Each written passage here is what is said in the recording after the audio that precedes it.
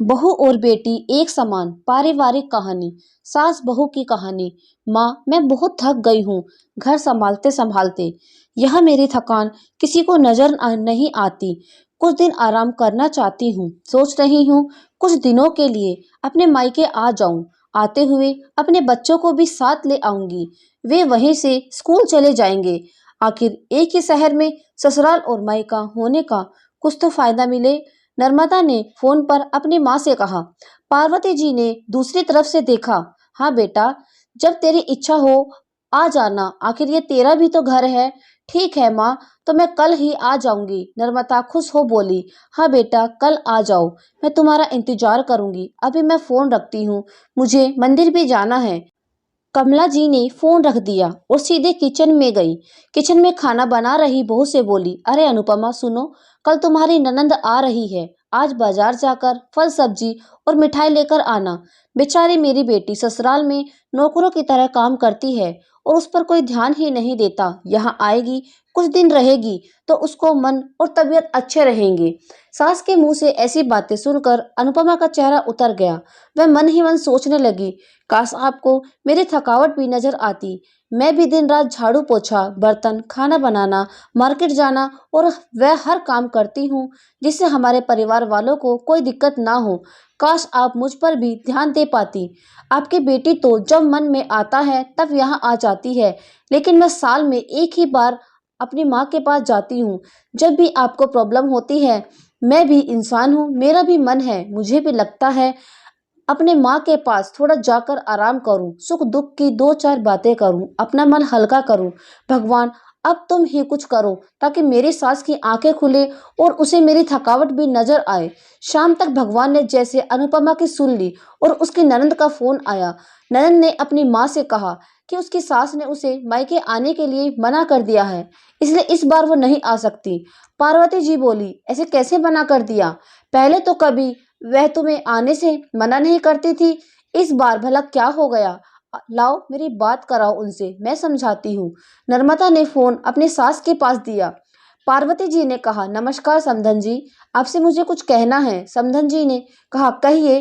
दरअसल नर्मदा कल त्योहार है, इसलिए अपने मायके आना चाहती है। अगर आप उसे भेज दें तो अच्छा होगा।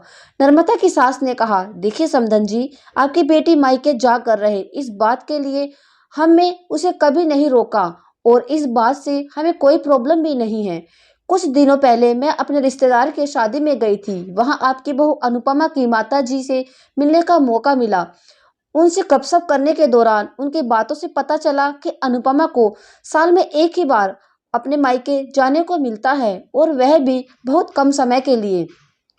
मुझे लगता है आपको पहले अनुपमा को उसके मायके भेज देना चाहिए और वह जब मायके होकर आ जाएगी तो मैं नर्मदा को आपके पास भेज दूंगी। एक बहुत जरूरी बात जो मुझे लगता है आपको समझ लेनी चाहिए कि आपकी अपनी बहू को बेटी की तरह या बेटी से ज्यादा प्यार देना चाहिए। उसे भी मायके जाने की इच्छा होती होगी। हो सकता है नर्मदा के वहां आने से उसकी आवभगत करने के लिए आप उसे उसके मायके नहीं भेजती होंगी, या फिर वह आपसे कुछ कहने से अभी डरती हो। अगर आप उसको घर में ही कैद करके रखोगे तो एक दिन ऐसा आएगा जब वह आपके खिलाफ बोलने लगेगी, फिर वह आपकी सुनेगी भी नहीं और जब चाहे तब अपने मायके जाएगी। ऐसी परिस्थिति आए, इससे अच्छा है कि आप ही कुछ बदलाव अमल में ले आए जिससे आपका रिश्ता और रिश्ते की मिठास खराब ना हो। पार्वती को अपने समधन के हर एक शब्द में सच्चाई नजर आई। उन्हें महसूस हुआ कि उन्होंने अपनी बेटी के प्यार में अंधे होकर कभी भी अपनी बहू के मन का विचार नहीं किया। उन्होंने हमेशा ही अपनी बेटी को अपनी बहू से ऊपर रखा। दूसरी तरफ नर्मदा भी अपनी भाभी के बारे में हो रही इस बातचीत को सुन रही थी। उसने भी रियलाइज किया कि वह कभी भी अपनी भाभी के साथ ठीक से बात नहीं करती और जब जब वह अपने मायके जाती है तो भाभी थोड़ी उदास रहती है। पार्वती जी ने अपनी बहू को बुलाया और उससे कहा कि अनुपमा कुछ दिनों के लिए नर्मदा नहीं आने वाली है, इसलिए पहले तुम अपने मायके होकर आओ। यह सुनते ही अनुपमा का चेहरा खिल गया, क्योंकि यह पहली बार था जब उसकी सास ने सामने से उसे अपने मायके जाने के लिए कहा था। अगले दिन अनुपमा अपने मायके गई। इस बार 1-2 दिन के लिए नहीं, पूरे 1 हफ्ते भर के लिए रह कर आई। अपने माँ बाप से, अपने रिश्तेदारों से मिलकर आई। और जब वह लौट कर आई तो उसका चेहरा खिला हुआ था, उसकी आंखों में चमक थी। अनुपमा के आने के बाद नर्मदा भी अपने मायके आई और इस बार वह खुद सामने से अपनी भाभी से खुशी खुशी मिली, अच्छे से बात की। नर्मदा ने अपनी माँ से बात करके उन्हें भी अच्छे से समझाने में मदद की कि वह कहीं न कहीं अनुपमा के साथ गलत व्यवहार कर रहे थे। दूसरी तरफ अनुपमा अपने ससुराल वालों के बदलते रवैये से बहुत खुश थी।